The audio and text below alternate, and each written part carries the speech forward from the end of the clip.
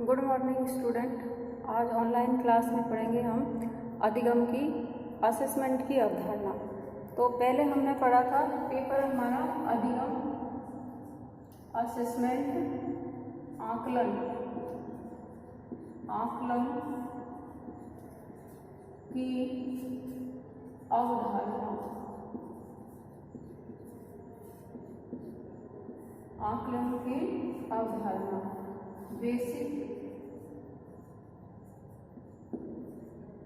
Concept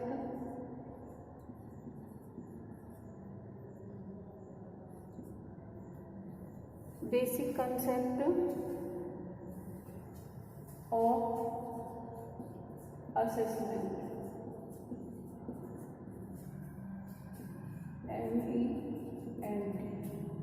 basic concept of assessment. तो पहले हम समझेंगे कि अवधारणा क्या होती है और संप्रत्य क्या होता है। तो इसमें दो चीजें आती है, अवधारणा। तो अवधारणा होती है परिचय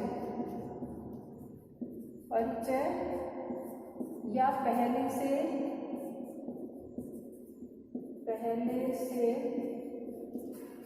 चली आ रही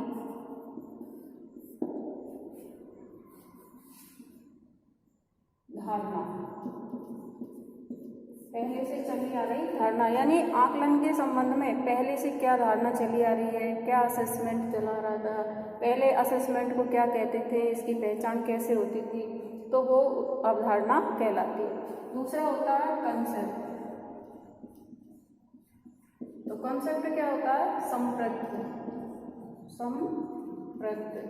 तो यहाँ संप्रत्य का यानी किसी भी चीज का शब्द से अर्थ, जो शब्द से अर्थ होता है, शब्द से अर्थ, उसे हम संप्रत्य कहते हैं। तो अवधारणा और संप्रत्य दोनों में यही अंतर है कि जो अवधारणा होती है वो उस शब्द के बारे में पहले से क्या धारणा रही है, कैसा दृष्टिकोण रहा है, उसके बारे में कैसा विचार रहा है, वो अवधारणा होती है। और जो कंसेप्ट और संप्रत्य होता है वो किसी भी वस्तु या चीज का शब्द से अर्थ होता है, जिसे हम कंसेप्ट कहते हैं। तो इन दोनों में यही अंतर है। तो पहले हमने पढ़ा था अधिगम का अर्थ, असेसमेंट का अर्थ और अधिगम के लिए आकलन का अर्थ। तो अधिगम के लिए आकलन और अधिगम का आकलन, ये दोनों बातें हमने आपको समझाई थी। तो अधिगम के लिए आकलन होता है वो अध्यापन से पूर्व शिक्षक के द्वारा पाठ योजना बनाई जाती है और वो शिक्षण प्रक्रिया के दौरान भी चलती रहती है। शिक्षक छात्र के बारे में समझता है, जानता है, उसको पहचानने लगता है और उसी के आधार पर अपनी शिक्षण प्रक्रिया को संपन्न करता है।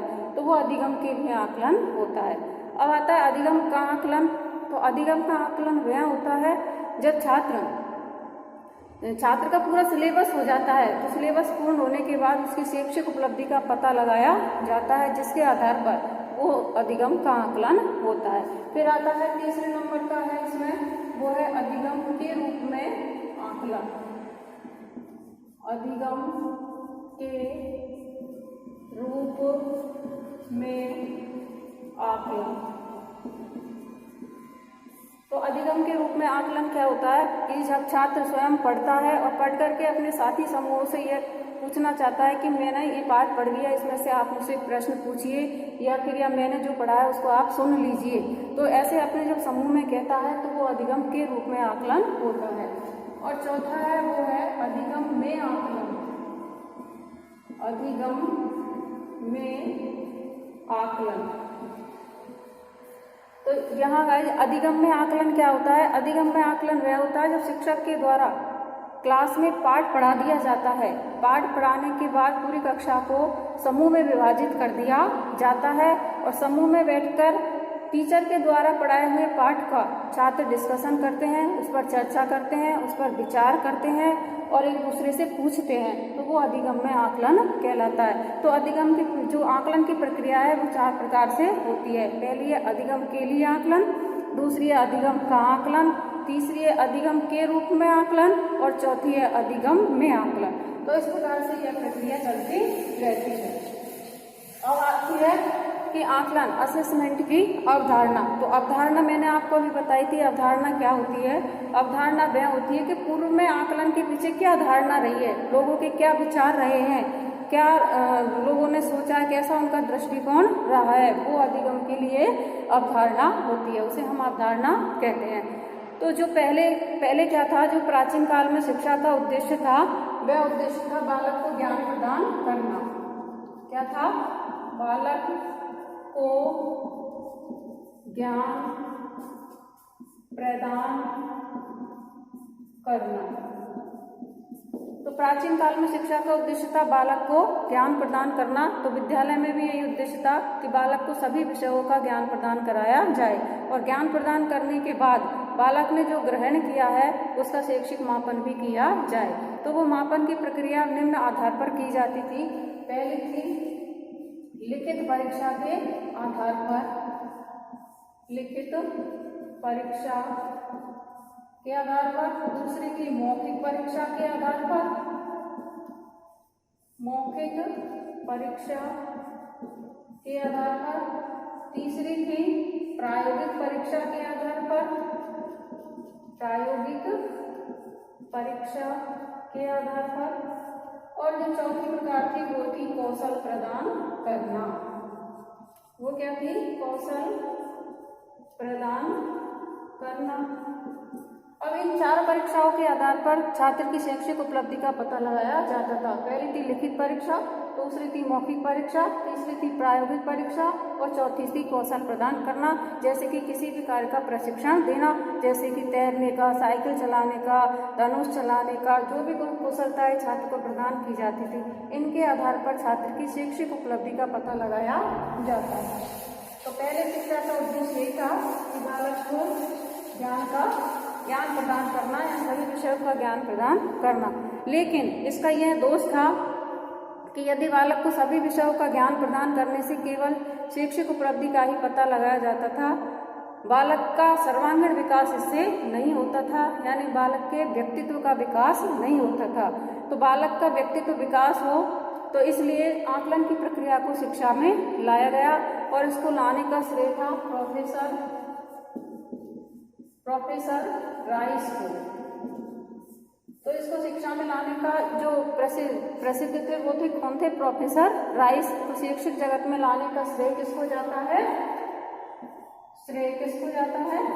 प्रोफेसर राइस को इसका श्रेय जाता है, जिन्होंने कि शैक्षिक जगत में आकलन की प्रक्रिया को लेकर आए थे।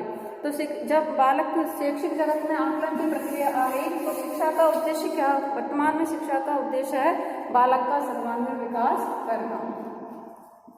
क्या है? बालक का सर्वांगीण विकास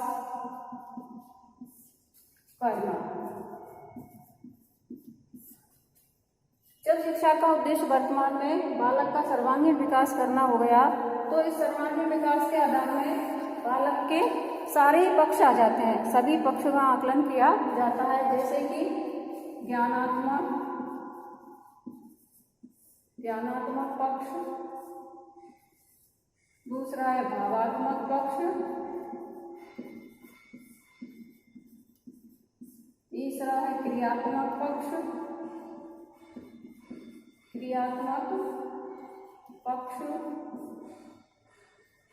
चौथा है सांस्कृतिक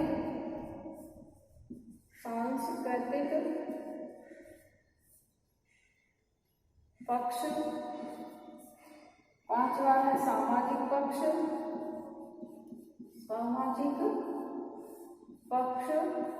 आदि। तो इन्हीं सब जब शिक्षा का उद्देश्य बालक का सर्वांगीण विकास करना होता है तो इसमें ज्ञानात्मक, भावात्मक और क्रियात्मक इन सभी पक्षों का विकास किया जाता है। शारीरिक, नैतिक, सामाजिक, सांस्कृतिक, इसमें बालक के सारे ही पक्ष आ जाते हैं। तो इनके आधार पर बालक का आकलन किया जाता है, क्योंकि आकलन की प्रक्रिया है वो व्यापक है। तो पहले प्राचीन काल में भी ये शिक्षा आकलन चलता आ रहा है, क्योंकि बालक का जन्म से मृत्यु तक यह अनवरत चलने वाली प्रक्रिया है। तो बालक जिस किसी भी रूप में सीखता है उन सब चीज़ों का आकलन होता है। तो पहले जब विद्यालय में प्रवेश, क्योंकि विद्यालयी वातावरण में जब बालक प्रवेश करता है तो वहाँ पर रहकर वो विभिन्न प्रकार के अनुभवों को ग्रहण करता रहता है, और जो ये विभिन्न प्रकार के अनुभव होते हैं वो बालक की विचार शैली को बदलते हैं, बालक की बोलने की शक्ति को बदलते हैं, कार्य करने की शक्ति को बदलते हैं, कार्य करने की क्षमता का विकास करते हैं। तो इस तरह से ये विकास की प्रक्रिया निरंतर आगे बढ़ती रहती है। तो जो विकास की प्रक्रिया है वो निरंतर आगे बढ़ती रहती है, तो इसके आधार पर बालक का व्यक्तित्व का विकास होता रहता है। और जब व्यक्तित्व का विकास होता है तो ये जो परिवर्तन होते हैं इसे ही व्यवहारिक रूप में परिवर्तन आना कहते हैं, या बालक के व्यवहार में परिवर्तन हो इसी प्रकार से होते रहते हैं, इसे ही हम असेसमेंट कहते हैं। तो पहले क्या था, प्राचीन काल में जैसे कि विश्वविद्यालय है, महाविद्यालय है, तो इनमें भी प्रवेश की प्रक्रिया होती थी। तो प्रवेश प्रक्रिया के लिए द्वार पर एक द्वारपाल या द्वार पंडित होता था। वो द्वार पंडित को संतुष्ट करके ही और छात्र उस विद्यालय महाविद्यालय में प्रवेश पा सकता था, जैसे कि तक्षशिला है, नालंदा है। तो इसमें एक प्राचीन उदाहरण भी है, जैसे कि गुरु धन्वंतरी हुए हैं। तो गुरु धन्वंतरी ने क्या किया, अपने शिष्यों को परीक्षा लेने के लिए उन्होंने जो 4-5 उनके शिष्य थे उनको बेकार घास को दूर करने के लिए और अच्छी घास की पहचान करने के लिए उन्हें भेज दिया। अब उन छात्रों में से केवल 2 ही छात्र ऐसे थे जो कि अच्छी घास को पहचान सके, यानी घास के बारे में जानकारी रखते थे। तो वो अच्छी घास को लेकर के आए और बुरी घास को उन्होंने वहीं पर छोड़ दिया, जबकि बाकी जो और छात्र थे वो साथ में बेकार और अच्छी दोनों ही घास को लेकर के आ गए। तो जो छात्र अच्छी घास लेकर के आए उन्हें ही उस महाविद्यालय में प्रवेश दिया गया था, बाकी को वहाँ से निकाल दिया गया था। तो इस प्रकार ये आकलन की प्रक्रिया भी निरंतर चलती रहती है। जैसे आकलन का जो सही अर्थ होता है वो होता है सूचना एकत्रित करना और बालक के मूल्यांकन में सुधार लाना। तो इस प्रकार ये आकलन की प्रक्रिया के पीछे या असेसमेंट के पीछे पूर्व में भी धारणा रही है, जिनके आधार पर, क्योंकि शिक्षा के जगत में जो आकलन शब्द है वो नया है, क्योंकि पहले जो बालक शिक्षा का उद्देश्य था वो था बालक को ज्ञान प्रदान करना, लेकिन वर्तमान में क्या है, बालक का सर्वांगीण विकास करना। तो पूर्व में क्या था, जो आकलन की जो धारणा थी वो क्या थी, केवल बालक की शैक्षिक उपलब्धि का पता लगाना।